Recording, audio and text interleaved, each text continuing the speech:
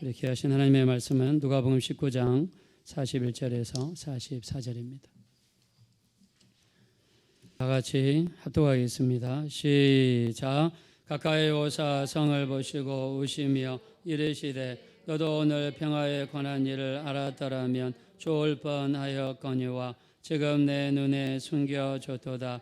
날이 이를지라 내 원수들이 도돈을 쌓고 너를 둘러 사면으로 가두고 또 너와 및 그 가운데 있는 내 자식들을 땅에 메어치며 돌 하나도 돌 위에 남기지 아니하리니 이는 내가 보살핌 받는 날을 알지 못함을 인함이니라 하시니라. 아멘. 따라하겠습니다. 나라를 위하여 눈물을 흘리신 예수님. 네, 우리 오늘 나눌 말씀은 나라를 위해서 눈물을 흘리신 예수님에 대해서 말씀을 나누려고 합니다. 오늘은 사순절 4주째이고요. 이제 조만간에 고난주간 그리고 또 부활주일이 다가오고 있습니다. 사순절은 나를 위해 고난당하신 예수님을 우리가 깊이 있게 묵상하는 시간입니다. 우리 더 주님을 묵상하고 또 주의 뜻대로 살리라 작정하시는 우리 모두가 되시기를 예수 이름으로 축원합니다. 네, 우리 예수님이 이 땅에 오셔서 흘린 눈물은 우리가 3번 정도 흘리신 걸로 복음서에 나와 있습니다. 우리 첫 번째는요, 예수님께서 나사로의 무덤 앞에서 눈물을 흘리셨죠. 요한복음 11장 35절에 보니까 예수님께서 나사로 또 마르다, 마리아 이 세 남매를 사랑하셨습니다. 그래서 여기를 지나갈 때마다 이 동네가 벳세다라고 하는 지역이었는데요. 지나갈 때마다 이 집에 머무셨고 또 이 집에 들어가셔서 축복하셨습니다. 성경에서 그 가정을 사랑하셨다라고 성경에 기록하고 있어요. 근데 이 사랑하던 나사로가 병이 들어서 죽었습니다. 자, 죽었다는 이야기를 듣고 주님이 도착했을 때 죽은 지 이미 4일이나 지났어요. 그때 마리아가 울고 또 그 초상집에 찾아왔던 수많은 사람들이 우는 것을 보시고 주님도 같이 우셨습니다. 자, 그리고 죽은 나사로를 무덤에서 살리셨습니다. 우리 로마서 12장 15절에 보면요, 너희는 즐거워하는 자들과 함께 즐거워하고 우는 자들과 함께 우라. 너희는 마음을 서로 같이하여 높은 데에 마음을 두지 말고 낮은 데 두며 스스로 지혜 있는 채 하지 말라 말씀했습니다. 우리 예수 믿는 사람들의 삶은요, 즐거워하는 자들과 함께 즐거워하고 우는 자들과 함께 우는 것입니다. 자, 왜 그러는가? 바로 주님이 그러한 삶을 사셨기 때문이죠. 주님께서는 사랑하는 자가 병들었을 때 거기까지 찾아오셨고 또 주님께서 그들이 우는 것을 비통해 하셨고 같이 주님이 우시고 또 나사로를 살려주시는 이런 역사를 베푸셨습니다. 우리가 누가복음 7장 11절에 보면은요, 나인성에 나오죠. 나인성에 한 과부가 있습니다. 자, 과부로 산다는 것은 경제적인 어려움을 이야기하죠. 의지하는 독자가 있습니다. 근데 독자가 청년인데 죽어버리고 말았습니다. 나인성에서 수많은 사람들이 이 청년의 시신을 메고 성 밖으로 나오면서 매장하러 가고 있었어요. 이때 예수님께서 많은 사람들을 이끌고 나인성으로 찾아가십니다. 그리고 그 많은 사람들 중에서 유난히 크게 울고 있는 나인성 과부에게 주목하십니다. 우리 누가복음 우리 7장 13절에 보면요, 과부를 보시고 불쌍히 여기시고 주님께서 울지 말라 하시고 가까이 가시더니 관에 손을 대시고 주님이 말씀하시죠. 청년아 일어나라 명령하실 때 죽었던 청년이 그 자리에서 일어나서 나인성 과부에게 큰 기쁨을 주님이 허락하셨습니다. 우리 하나님 어떤 하나님이십니까? 상한 갈대를 꺾지 아니하고 꺼져가는 등불을 끄지 아니하신다. 우리 이사야서 42장 3절에 자, 주님께서는요, 상한 갈대를 꺾지 않습니다. 또 꺼져가는 등불을 끄지 않습니다. 힘들고 어려울 때 누구든지 주님 앞에 나가서 주님 도와주십시오, 불쌍히 여기십시오 기도하는 자에게 우리 주님 찾아오셔서 우리를 위로하시고 우리의 모든 문제를 해결해 주실 줄로 믿습니다. 자, 그래서 주님은 나사로의 무덤 앞에서 우셨어요. 즐거워하는 자들로 같이 즐거워하고 우는 자들로 함께 울라 하신 말씀처럼 주님은 같이 울었습니다.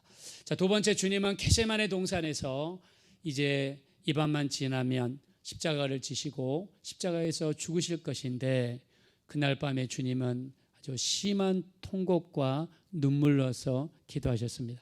히브리서 5장 7절에 보니까 그가 육체에 계실 때에 자기를 죽음에서 능히 구원하실 이에게 심한 통곡과 눈물로서 간구와 소원을 올려드렸고 그의 경외하심을 인하여 들으심을 얻었다라고 기록했습니다. 우리 기도에는요, 눈물의 기도가 있어야 됩니다. 예수님도 눈물의 기도를 들었어요. 심한 통곡과 눈물로서 하나님 앞에 기도했습니다. 기도 내용을 보면요, 우리 마태복음 26장 39절에 보니까 아버지여, 이 잔이 내게서 지나가기를 원합니다. 그러나 나의 원대로 하지 마옵시고 아버지의 원대로 되기를 원하나이다. 마태복음 26장 39절에는 그냥 평범하게 기록되었지만 거기에는 예수님의 눈물이 있었습니다. 그래서 눈물로 씨를 뿌리는 자는 기쁨으로 단을 거두리라 말씀하셨으니, 여러분의 기도의 삶 속에서 눈물로 뿌린 기도 속에 놀라운 응답의 역사가 반드시 나타나게 될 줄로 믿습니다. 자, 세 번째, 주님은 왜 우셨느냐면 이스라엘 백성들을 보시고 이스라엘 나라가 멸망당할 것을 미리 아시고 주님이 우셨습니다. 이때 당시에는 AD 30년이에요. 서기 30년. 지금은 서기 2022년이죠. 약 2000년 전에 우리 주님은요, 예루살렘에 올라가셨을 때 예루살렘이 멸망당할 것을 주님은 하셨어요. 근데 사람들은 어떻습니까? 아무것도 몰라요. 자기들 앞에 멸망이 다가오는 것도 전혀 모릅니다. 주님의 말씀을 듣지 않습니다. 믿지 않습니다. 주님 앞에 나와 하나님 앞에 나와서 살려주십시오, 이 나라를 구원해 주십시오, 기도도 없었어요. 자기들이 어떻게 될지도 모르고 그냥 오늘만 먹고 살자, 이런 심정으로 살아가는 그 영혼들을 보시고 주님이 우셨습니다. 자, 우리 한번 성경 보겠습니다. 본문으로 돌아가셔서 41장 19장 41, 42 다 같이 읽겠습니다. 시작. 가까이 오사 성을 보시고 우시며 이르시되 너도 오늘 평화에 관한 일을 알았더라면 좋을 뻔하였거니와 지금 내 눈에 숨겨졌도다. 아멘. 평화에 관한 일을 알았더라면 좋을 뻔하였거니와, 너희가 정말 앞으로 다가올 멸망, 앞으로 다가올 심판, 앞으로 다가올 무서운 재난이 기다리고 있는데 그것을 알았더라면 좋을 뻔하였거니와 지금 내 눈에 가려울 것이라 그랬습니다. 자, 43절입니다. 다 같이 읽겠습니다. 시작. 날이 이를지라 내 원수들이 도돈을 쌓고 너를 둘러 사면으로 가두고, 44절이요. 또 너와 및 그 가운데 있는 내 자식들을 땅에 메어치며 돌 하나도 돌 위에 남기지 아니하리니 이는 내가 보살핌 받는 날을 알지 못함을 인함이니라 하시니라. 아멘. 그날이 되면 원수들이 와서 토돈을 쌓는다. 토돈이라는 것은 흙으로 쌓은 벽입니다. 성벽입니다. 그리고 너를 둘러서 사면으로 가두게 될 것이다. 그리고 돌 하나도 돌 위에 남기지 않을 것이다. 실제로 예수님이 말씀하시는 이 날이 AD 30년인데 그 후로 40년 후에 AD 70년에 이 일이 일어났습니다. 로마의 장군이었던 디도 장군은요, 8만 명의 군사를 이끌고 예루살렘을 쳐들어왔습니다. 예루살렘은 그때 당시에 로마의 식민지였습니다. 자, 식민지에 있는 사람들은 반란을 일으키거나 로마에게 강력하게 저항할 때는 군사를 이용해서 진압했습니다. 디도 장군은요, 8만 명의 군사를 이끌고 예루살렘을 쳐들어왔어요. 그리고 이때가 언제였느냐? 6월절 기간이었다고 합니다. 여러분, 6월절은 언제입니까? 전 세계에 있는 모든 이스라엘 백성들이 예루살렘으로 몰리는 그런 기간이죠. 이때 제일 먼저 한 것은 예루살렘 외곽 지역에다가 토둔을 쌓았습니다. 흙으로 성벽을 쌓았어요. 사람들이 들어가지도 못하고 나가지도 못하게 했습니다. 그리고 식량 보급로를 차단했습니다. 그리고 기온샘물을 차단했어요. 기온샘에서 이 수로를 지하로 만들어서 예루살렘 성 안으로 연결되어진 수로가 있습니다. 길이가 한 550m 정도 되는데 이 예루살렘 성 밖에 있는 기온샘에서 물을 지하로 끌어가지고 예루살렘 성 안에다가 끌어오게 만들었어요. 예루살렘 성 안에 있는 샘은요, 바로 실로암 연못이었죠. 이 실로암 연못에서 물을 떠서 사람들이 먹고 살았습니다. 그 다음에 했던 일이 뭐냐면 기온샘 물을 차단했습니다. 그리고 사람들이 식량이 부족해지자 예루살렘 성 안에 있는 수많은 사람들이 기아로 인해서 아사하기 시작했어요. 많은 사람들이 죽어갔습니다. 이때 당시에 음식이 없어가지고 뭘 먹었냐? 가죽으로 된 신발도 먹었다고 합니다. 혁띠도 먹었다고 합니다. 가방에 있는 가죽도 먹었다고 합니다. 그 정도로 사람들이 그것을 먹었어요. 심지어는요, 자기 집에 있는 갓 태어난 아기들을 잡아먹기까지 했다고 그래요. 이렇게 해서 이 AD 70년에 죽었던 사람들이 약 110만 명, 그리고 9만 7천 명의 사람들이 포로로 로마로 끌려가서 노예가 됐습니다. 예루살렘 성전은 철저하게 해파되고 불질러졌어요. 예루살렘에 있는 모든 마을들과 모든 것들은 불탔습니다. 그리고 금과 은과 성전에 있던 모든 그릇들은요, 로마로 옮겨갔습니다. 이때 당시 로마에서는 황제가 되기 위해서는 세 가지 조건이 있어야 돼요. 첫째는요, 전쟁에서 대승을 거둬야 됩니다. 두 번째, 할 수 있으면 수많은 포로들을 끌고 가야 됩니다. 세 번째는요, 수많은 금을 탈취해서 가야 돼요. 전쟁을 수행하다가 예루살렘에 소문이 퍼졌습니다. 예루살렘 성벽, 돌과 돌 사이에 수많은 금들이 숨겨져 있다는 소문이 들었어요. 그래서 디도 장군은 군인들을 동원해서 모든 성벽을 헐어내고 돌 하나도 돌 위에 남지 않도록 성벽을 무너뜨리고 말았습니다. 그래서 오늘 말씀과 같이 원수들이 와서 토둔을 쌓을 것이다. 그리고 너를 둘러서 사면으로 가두게 될 것이다. 돌 하나도 돌 위에 남기지 아니하게 될 것이다. 이 주님의 예언의 말씀이 그대로 이루어졌습니다. 멸망받을 수밖에 없는 예루살렘, 이스라엘 나라를 보시고 주님은 그냥 우셨어요. 하나님의 성전을 해파하고요, 하나님의 사람들을 죽였던 디도 장군은요, 결과가 좋지 않았습니다. 로마로 복귀했습니다. 대환영을 받았습니다. 이 디도 장군 이름으로 개선문이 만들어졌어요. 그리고 때가 되어서 드디어 황제의 자리에 올랐습니다. 황제의 자리에 올라자마자 첫 번째 해에 베수비오 화산이라는 큰 화산이 폭발해 가지고 그 옆에 있었던 폼페이시라고 하는 대도시를 그 자리에서 덮쳤어요. 사람들이 장사를 하다가 일을 하다가 밭에서 일하다가 있는 그 상태에서 그대로 마비되듯이 용암 속에 사람들이 갇혔다고 합니다. 그래서 이 폼페이시를 이렇게 발굴하다 보면 사람들이 생업하다가 화산재 용암에 휩쓸려 가지고 그대로 죽은 모습들이 그대로 나타납니다. 폼페이시가 완전히 초토화됐습니다. 두 번째, 로마에 큰 화재가 일어나 가지고요, 4일 동안이나 화재가 일어났습니다. 그래서 로마의 시에 있는 민심이 흉흉해졌어요. 세 번째, 페스트라고 하는 흑사병이 번져가지고 로마의 민심이 안 좋아졌습니다. 즉위한 지 2년 만에 디도 장군은요, 노이로제에 걸려가지고 죽었어요.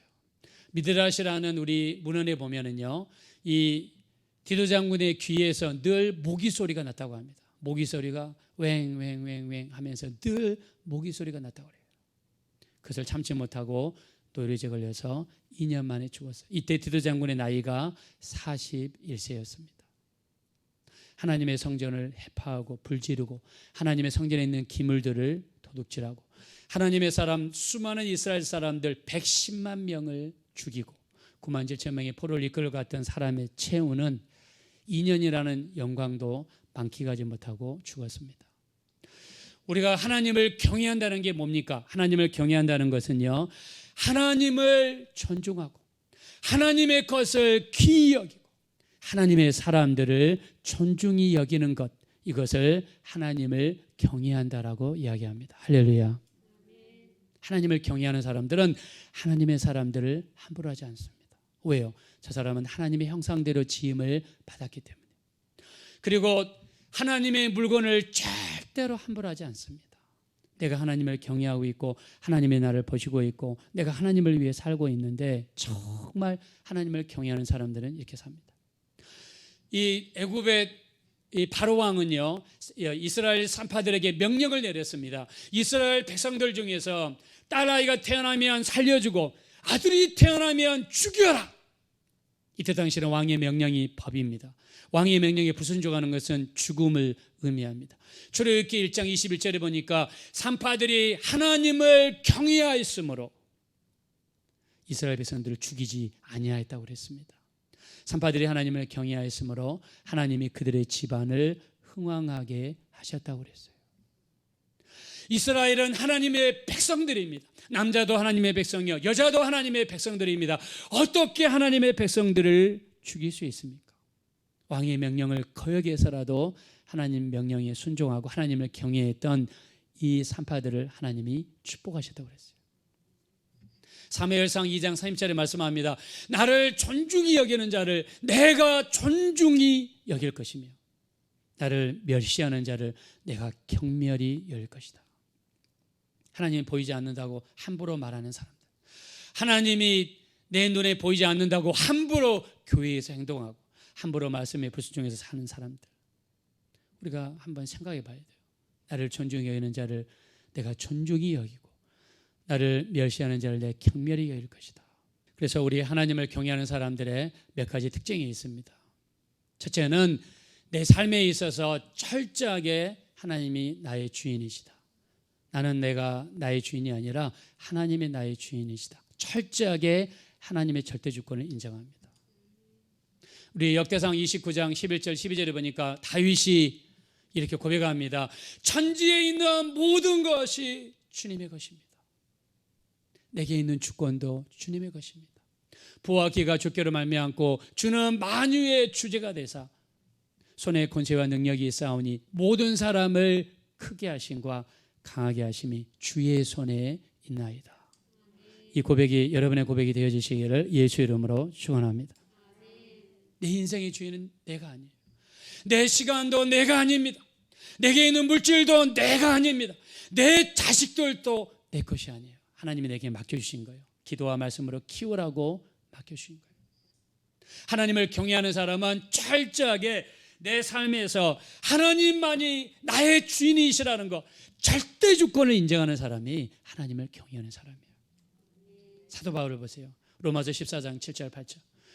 우리 중에 누구든지 자기를 위하여 사는 사람이 없고 자기를 위하여 죽는 사람이 없도다. 우리가 살아도 주를 위하여 살고 죽어도 주를 위하여 죽나니 우리는 사나 죽으나 주의 것이로다. 할렐루야. 하나님을 경외하는 사람은 이렇게 늘 입술로 하나님 앞에 고백합니다. 그리고 하나님이 하실 것입니다. 하나님이 주실 것입니다. 하나님이 역사하실 것입니다. 이렇게 늘 고백을 합니다. 창세기 41장 16절 요셉이 고백합니다. 하나님의 편하신 대답을 주실 것입니다. 출애굽기 14장 13절에 모세가 고백합니다. 하나님이 행하시는 구원을 보라. 출애굽기 14장 14절 하나님이 너희를 위하여 대신하여 싸울 것이다. 우리 사무엘상 17장 47절에 하나님의 그들을 우리의 손에 붙여줄 겁니다. 할렐루야. 하나님이 하실 겁니다. 하나님이 역사할 겁니다. 하나님이 도우실 겁니다. 하나님이 역사할 겁니다. 이렇게 하나님을 경외하는 사람은 어떻게 합니까? 출애굽기 17장 11절처럼 모세처럼 기도의 손을 들면은 하나님이 일하시고 기도의 손을 내리면 하나님이 일하지 않습니다. 하나님 우리 삶 가운데 일하시게 하기 위해서는 기도하셔야 돼요.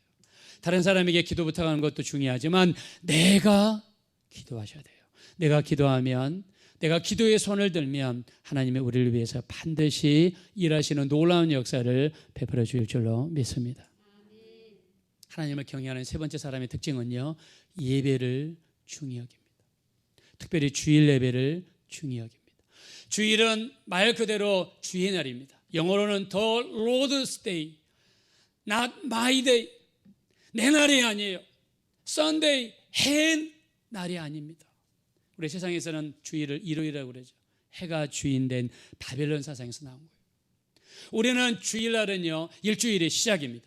내 날이 아니라 주님의 날이에요. 이 날은 거룩하게 구별해서 하나님 앞에 나와 봉사도 하고 예배드리고 찬양하고 오늘 예배를 통해서 우리에게 복 주실 것을 강하게 믿는 사람이 진심으로 하나님을 경외하게 될 줄로 믿습니다. 에릭 리드를 보세요. 1924년 파리올림픽에서 100m에서 강력한 영국의 우승 후보였어요. 이 사람은 금메달을 따놓은 당상이었습니다. 근데 100m가 열리는 날이 주일날입니다. 주일날 오전이에요. 이 사람은 이 100m를 출전하지 않겠다고 선포했어요. 영국이 뒤집어졌습니다. 금메달 하나 따는 게 얼마나 어렵습니까? 영국 왕실에서 급파돼가지고 에릭 리드를 설득했습니다. 왜 그렇게 예수를 믿어야 되느냐? 막 영국 사람들이 비난했어요. 그래도 안 갔습니다. 주일날 예배드리러 갔어요. 그리고 그 주에 400m 이 시합이 있었어요. 400m에 출전했습니다. 100m와 400m는 완전히 다릅니다. 하나님을 의지해서 하나님께 맡기고 기도하면서 나갔을 때 기적처럼 400m에서 금메달을 따는 놀라운 역사를 이뤘습니다. 할렐루야. 주일을 구별하고 내게 금메달을 주시지 않을지라도 주일과 금메달 중에서 이분에게는 주일이 중요한 사람이 된 거예요. 일하러 갈 것인가, 주일날 예배 드릴 것인가, 공부하러 갈 것인가, 주일날 예배 드리러 갈 것인가. 여러분 두세 시간 투자해서 내가 하나님 앞에 나가서 예배 드릴 수 있다면 내가 예배 드리는 이 시간을 이 세상 그 어떤 일도 그 어떤 것도 막을 수 없는 사람이 된 사람은 하나님을 경외하는 자요, 그 사람의 인생을 하나님이 반드시 축복하시고 붙들어 주시라고 믿습니다. 영국에 있는 사람들이요, 신앙의 자리를 찾아 미국에 갔어요. 제일 먼저 동부에 정착했습니다. 그들은 필라델피아, 워싱턴, 뉴욕에 정착했어요. 근데 어느 날 갑자기 서부에서 LA 지역에서 수많은 금이 발견했다는 소문이 들렸어요. 사람들의 마음이 동요했습니다. 어떤 사람들은 노다지를 캤다고 하더라. 어떤 사람들은 하루아침에 금 부자가 됐다고 하더라. 이 이야기가 미국 전역에 확 퍼졌어요. 물질에 대한 욕심이 있었던 수많은 사람들이 서둘러서 말 있는 사람은 말을 타고 마차가 있는 사람은 마차를 타고 그것도 없는 사람은 걸어서 서부로 이동을 시작했어요. 많은 사람들이 다른 사람들보다 먼저 도착해서 금을 캐기를 원했어요. 근데 막상 서부에 도착해 보니까 정말 먼저 도착해서 금을 캔 사람들은 누구였냐? 6일 동안은 열심히 걷다가 주일만 되면 절대로 움직이지 않고 하나님 모여서 하나님께 예배드리고 하나님 앞에 찬양드리고 주일날은 움직이지 않고 짐승도 쉬게 하고 사람도 쉬게 하고 이렇게 6일 일하고 하루 쉬고 이런 사람이 먼저 서부에 도착하고 금을 많이 캤더라는 것입니다. 할렐루야. 주일은 이렇게 비밀이 숨겨져 있어요. 내 생각에는 내 욕심에는 하루도 쉬지 않고 먼저 가가지고 내가 먼저 선점하겠다. 욕심으로 인한 사람들이 많습니다. 주일이 어디 있습니까? 하나님이 어디 있습니까? 예배가 어디 있습니까? 이렇게 살아가는 사람들은요, 하나님을 경외하는 사람들이 아닙니다. 여러분, 제가 옛날에 이런 말씀 드린 적이 있죠. 1911년 10월 달에 세기의 대결이 이루어졌어요. 아문센과 스캇이 누가 먼저 남극의 꼭지점을 정복하고 돌아오느냐, 세기의 대결이 벌어졌어요. 아문센과 스캇이 동시에 똑같이 출발했습니다. 근데 먼저 도착한 사람은 아문센 팀이었어요. 12월 달에 도착했습니다. 1월 달에 도착한 사람은 스캇 팀이었어요. 늦게 도착했어요. 근데 나중에 무사히 귀환한 팀은 아문센 팀이었습니다. 스캇 팀은요, 중간에서 그 모든 스캇을 비롯해서 모든 팀들이 죽음으로 발견됐어요. 나중에 그 이유를 알아보니까 아문센 팀은요 20마일의 법칙을 세웠습니다. 비가 오든지 눈이 오든지 날이 좋든지 안 좋든지 무조건 하루에 20마일만 간다. 20마일을 킬로로 계산하면 약 32km입니다. 여기서 서울에서 수원까지 거리예요. 무슨 일이 있어도 하루에 20마일만 간다. 날이 좋아도 20마일, 안 좋아도 20마일, 하루도 빠지지 않고 20마일, 20마일, 20마일만 갔다는 거예요. 20마일 가고 쉬고 20마일 가고 쉬고. 근데 스카팀은요, 날씨가 좋으면 하루에 15시간, 20시간도 움직였다는 거예요. 욕심에. 날이 안 좋고 눈보라가 멀어지면 텐트를 치고 밖에 일절 안 나갔다고 합니다. 하는 날은 있는 힘을 다해서 하고 안 하는 날은 팍 퍼져버리고 그렇게 움직였더니 나중에요, 이 스카팀은 정복하고 돌아오는 길에 다 죽어버리고 말았다는 거예요. 여러분, 우리 신앙생활도 마찬가지입니다. 내가 기분 좋으면 예배드리고 기분 안 좋으면 예배 안 드리고, 내가 정말 즐거운 일이 있으면 하나님을 찾고 슬픈 일이 있으면 하나님을 버리면 안 됩니다. 어떤 상황 속에서도 기쁜 일이 있든지 슬픈 일이 있든지 안 좋은 일이 있든지 좋은 일이 있든지 간에 꾸준하게 기도하고 꾸준하게 예배하고 꾸준하게 말씀을 찾고 나아가는 자에게 하나님의 크신 놀라운 역사가 그 사람 삶 속에 나타나게 될 줄로 믿습니다. 신앙생활은 꾸준해야 돼요. 변함이 없어야 돼요. 기복이 있으면 안 돼요. 중심이 예수 그리스도가 가득히 차가지고 우리 나아갈 때 반드시 하나님께서 역사해 주십니다. 오늘 우리 주님은요, 예루살렘이 멸망할 것을 보고 오셨어요. 우리 예루살렘이 멸망할 것을 아시고 주님이 어떻게 하셨습니까? 예루살렘아 예루살렘아, 선지자들을 죽이고 내게 파송된 자들을 돌로 치는 자여, 암탉이 제 새끼를 날개 아래 모음같이 내가 너희의 자녀들을 모으려 한 것이 몇 번이냐. 그러나 너희는 원치 아니하였도다. 너희는 원치 아니하였도다. 예수님은 이들이 멸망받을 것을 아셨어요. 그래서 주님은 시간 날 때마다 돌아다니시며 복음을 전하셨습니다. 회개하고 믿고 돌아오라고 끊임없이 주님은 외쳤어요. 마음이 강팍해서 마음을 열지 않고 주님께로 돌아오지 않는 그들을 보시고 예루살렘을 보시고 오늘 본문처럼 주님은 우셨습니다. 우리 인간은요, 한 치 앞도 모릅니다. 운전하고 가다가 내 차가 어디로 갈지 한 치 앞도 여러분 모릅니다. 기도하고 맡기고 나가는 자에게 우리의 미래가 보장이 되어줄 줄로 믿습니다. 우리가 성경에 보면 나라와 민족을 위해서 눈물을 흘리며 기도한 사람들이 많습니다. 출애굽기 32장 32절에 보면 모세는 나라와 민족을 위해서 눈물 흘리며 기도했습니다. 하나님, 저들의 죄를 용서하여 주옵소서. 그렇지 않으면 하나님이 기록하신 책에서 내 이름을 제하여 버려 주옵소서. 눈물 흘리면서 이스라엘 백성들을 위해서 기도했습니다. 다니엘서 9장 2절에 다니엘도 하나님 에레미야에게 말씀하신 것처럼 예루살렘의 황폐함이 70년 만에 끝난다고 하지 않았습니까? 눈물을 흘리며 이스라엘 백성들이 예루살렘으로 돌아갈 수 있도록, 나라를 회복할 수 있도록 간절히 기도했습니다. 우리 에레미야가 1장 16절에 보면 에레미야는 나라와 민족을 위해 기도할 때 내 눈에 눈물이 물같이 흘러내린다라고 고백했어요. 나라와 민족을 위해서 기도하고 고백할 때 눈에 있는 눈물이 물과 같이 흘러내린다고 고백했습니다. 그는 에레미야가 2장 11절에 내 눈이 눈물로 상하며 내 창자가 끊어지며 내 간이 땅에 쏟아졌나이다 라고 고백합니다. 그는 나라와 민족을 위해서, 나라와 민족의 미래를 위해서 이렇게 기도했습니다.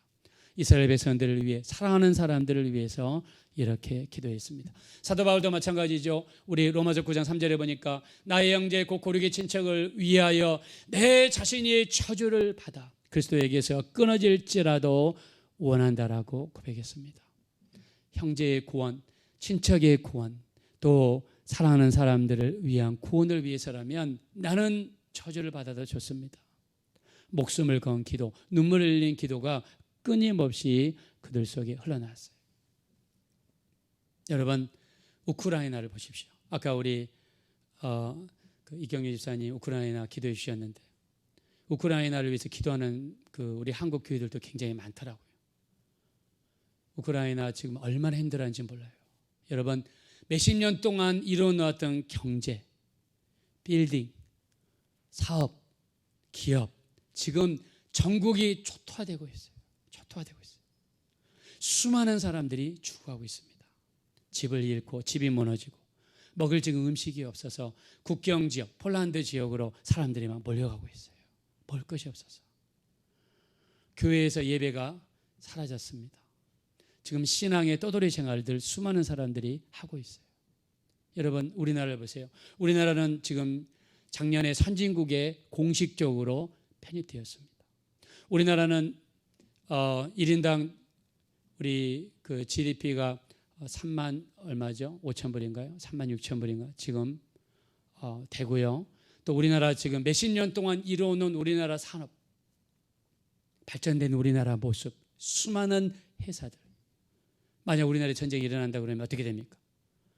우크라이나를 보면 여러분 보이잖아요. 상상할 수 없는 일이 이루어질 수 있습니다. 북한은 또 핵무기를 가지고 있어요. 우크라이나는요, 원래 핵무기가 있던 나라예요.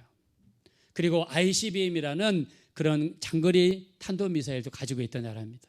그런데 1994년 10월 달에 헝가리 부다페스트에서 부다페스트 양해각서를 종이로 체결합니다. 이때 미국과 영국, 러시아, 우크라이나 이 당사자들이 모여서 우크라이나에 있는 모든 핵탄두하고 그 다음에 ICBM을 해체해서 러시아로 반환하기로 합니다. 그리고 서류에다가 우크라이나의 안전을 보장한다는 안전보장각서를 종이에다가 체결했습니다. 여러분, 1994년 지금으로부터 한 얼마 안 되는 기간이죠. 근데 지금 와서 러시아는요, 그 종이상에 기록된 각서를 무시하고 우크라이나를 침공해서 지금 잡아먹으려고 하고 있습니다. 나라 간에 이루어지는 종이 각서는요, 큰 효과가 없어요. 물론 당시의 분위기상으로 이렇게 효과는 있을 수 있습니다. 그러나 그게 그 나라의 안전을 보장해 주지는 않습니다. 실제로 그 나라가 가지고 있는 국방력, 그 나라가 가지고 있는 경제력, 그 나라가 자기 스스로 이 나라를 지키겠다는 여러분 그런 각오와 똘똘 뭉친 힘이 아니고는 이길 수가 없어요. 종이상으로 어떤 무슨 체계를 한다? 절대로 거기 쏘으면 안 됩니다. 언제든지 뒤집어질 수 있어요. 아마 우크라이나는 핵무기를 포기하고 나서 땅을 치면서 여러분 후회할 것입니다. 우리 로마의 군사전략가인 베게티우스라는 사람이 이런 이야기를 했어요. 평화를 원하거든 전쟁을 준비하라. 또 이런 이야기하면 판단하는 사람들은 저 사람은 전쟁광이네 또 이렇게 판단할 겁니다. 아닙니다, 여러분. 전 세계 전쟁 역사를 겪어오면서 전 세계 과거를 봤더니 스스로 국방력을 키우고 나라가 힘이 있으면 내일이라도 당장에 전쟁할 수 있는 힘을 가지고 있으면 그 나라 평화가 지켜지더라는 것이에요. 힘이 없고 능력이 없으면 늘 옆에 있는 나라에 의해서 당하더라는 것입니다. 지난주에 북한은요, 화성 17호를 동해상으로 발사했어요. 약 15,000km 이상, 최소한 15,000km 이상 갈 수 있는 탄도미사일입니다. 대륙간 탄도미사일. 이 대륙간 탄도미사일은요, 미국 워싱턴, 뉴욕을 넘어가는 탄도미사일이에요. 지금까지 북한이 해서는 안 되는 레드라인이 있습니다. 그게 뭐냐면 핵무기 실험하고 그 다음에 ICBM을 발사하는 거예요. 근데 북한이 지난주에 ICBM을 발사했어요. 북한은 자기가 이걸 발사하면 미국이 어떻게 나온다는 것을 알고도 발사했습니다. 우리나라 평창올림픽이 있기 전에 북한에서는 핵실험을 했고요. ICBM을 그때 12,000km 가는 ICBM을 발사했어요. 그때 트럼프 대통령은요, 실제로 전쟁하려고 모든 무기 태세를 갖추고 전쟁 직전까지 갔다고 합니다. 근데 우리나라 뉴스에는 안 나왔어요. 저희 조원이가 그때 전화 와가지고 아빠 빨리 한국에서 나오라고 저한테 그러더라고요. 지금 CNN 뉴스 보니까 지금 미국이 북한을 전쟁하기 카운터하기 전이고 또 미국의 ABC 방송 기자가 그 사람은 전쟁 바로 전에만 들어가는 그런 기자인데 그 기자가 한국에 들어갔다는 거예요. 근데 북한에서 갑자기 평창올림픽에 참석한다는 발표를 하고 무드가 극적으로 반전됐습니다. 그 바람에 전쟁이 일어나지 않았어요. 여러분, 우리나라 한반도도요, 어떤 일이 일어날지 아무도 장담하지 못합니다. 뭐 이렇게 이야기할 수 있습니다. 뭐 지금까지 아무 일 없었으니까 앞으로도 아무 일 없겠지. 여러분 아무도 모릅니다. 오늘 제가 여러분과 이 본문의 말씀을 나눈 것은 예수님은 예루살렘에 오셔서 예루살렘을 보시고 우셨어요. 왜 우셨습니까? 예루살렘의 멸망을 보시고 믿는 자들이, 하나님의 백성들이 어려움을 당하는 것을 보시고 우셨습니다. 여러분, 우리 한국은요, 우리나라입니다. 우리가 살고 있는 곳이고요, 우리가 지켜야 되는 곳이고요, 우리 기독교인들이 어떻게 해야 됩니까? 우리나라 민족을 위해서 여러분 기도하셔야 되지 않겠습니까? 우리나라 민족을 위해서 내가 기도하고 기도로 우리가 지켜야 우리 자녀들이 지켜지고 우리 형제자매가 지켜지고 우리 부모님이 지켜지고 우리나라가 지켜지고 우리나라 근간인 자유민주주의, 자유시장경제, 헌법에 기록된 대로 이 체계가 확고해야만 이 안에서 우리 기독교가 번성하고 우리 교회의 부흥일 수 있고 수많은 영혼들을 우리가 주님께로 인도할 수 있게 될 줄로 믿습니다. 성경에 나와 있는 수많은 사람들은 나라 민족을 위해서 눈물 흘리며 기도했다고 그랬잖아요. 예레미야는 내 눈이 눈물로 상하고 내 창자가 끊어지고 내 간이 땅에 쏟아지나이다. 예레미야가 2장 11절에 나라와 민족을 위해서 얼마나 기도했으면 이렇게 됐다는 거예요. 에이, 내가 기도하지 않아도 목사님이 기도하시겠지. 이런 마음을 가지고 있으면 안 돼요. 한 사람 한 사람이 책임의식을 가지고 내 자식은, 내 자녀는 내가 지킨다. 내 부모님은 내가 지킨다. 내 형제자매는 내가 지킨다. 믿음으로 지킨다. 기도로 지킨다. 하나님의 주권을 인정하는 사람, 하나님을 경외하는 사람은 하나님이 하여 주시옵소서, 하나님이 이 나라를 지켜 주시옵소서. 모세처럼 기도의 손을 우리가 올려드릴 때 하나님이 이 나라를 불쌍히 여기시고 이 나라를 지켜주시고 이 나라를 붙들어 주실 줄로 믿습니다. 하나님은 기도를 통해서 일하세요. 여러분과 우리의 기도를 통해서 일하세요. 우리가 새벽마다 나라 민족을 위해서 얼마나 기도하는지 모릅니다. 여러분, 한국교회가 나라 민족을 위해서 새벽부터 일어나서 얼마나 기도하는지 몰라요. 마태복음 16장 26절에 이런 말씀이 있습니다. 사람이 만일 온 천하를 얻고도 제 목숨을 잃으면 무엇이 유익하리요? 무엇을 주고 제 목숨과 바꾸겠느냐? 여러분들이 아무리 우리 한국에서 성공하고 또 쌓을 것이 없도록 수많은 돈을 벌었다 할지라도 만약 전쟁이 일어난다면 우리가 가지고 있는 거 한순간에 쓸데없이 돼버리는 것입니다. 우크라이나의 교훈은요, 우리에게 시사하는 바 크다고 생각해요. 하나님께서 저런 모습을 우리에게 보게 하시고 나라 민족을 위해서 기도하라고 저는 말씀하신다고 생각합니다. 지금 정권이 바뀌기 직전이에요. 새로 당선된 당선자도 처음 대통령 해보는 거니까 불안하고, 또 정권 교체기니까 불안하고, 또 정권 초기이니까 또 불안합니다. 우리 기도가 있어야 돼요. 기독교인들이 우리가 나라 민족을 위해서 성토하기보단 기도를 해야 되지 않겠습니까? 우리 디모데전서 2장 1절부터 4절에 보니까 내가 첫째로 고나노니 모든 사람을 위하여 간구와 기도와 도구와 감사를 하되 임금들과 높은 지위에 있는 모든 사람을 위하여 하라. 이는 너희가 경건하고 단정하여 고요하고 평안한 생활을 하려 함이라. 이것이 하나님 앞에서 선하고 받으실 만한 것이니 하나님은 모든 사람이 구원을 받으며 모든 사람이 진리를 아는데 이르기를 원하시느니라. 할렐루야. 나라 민족을 위해 기도하는 거 하나님이 원하신대요. 하나님 보시기에 선하답니다. 하나님이 받으신다라고 성경에 기록했어요. 이거는 먼저 그의 나라와 그의 의를 구하는 것입니다. 그의 나라와 그의 의를 구하는 자에게 하나님 어떻게 하십니까? 이 모든 것을 너희에게 더해 주시겠다고 말씀했습니다. 우리가 코로나 때문에 언제까지 우리가 정말 우리 교회 예배를 주재해야 되겠습니까? 이왕이면 에이 코로나든 뭐든지 간에 나는 가겠다. 지난주 뉴스 보니까 세상에 이제 별 뉴스가 다 나오더라고요.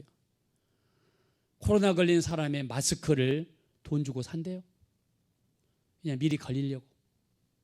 미리 걸려버려야지 아무렇지 않으니까. 또 걸려도 뭐 그렇게 큰 증상이 없으니까 세상에 뉴스에 그런 뉴스가 나오더라고요.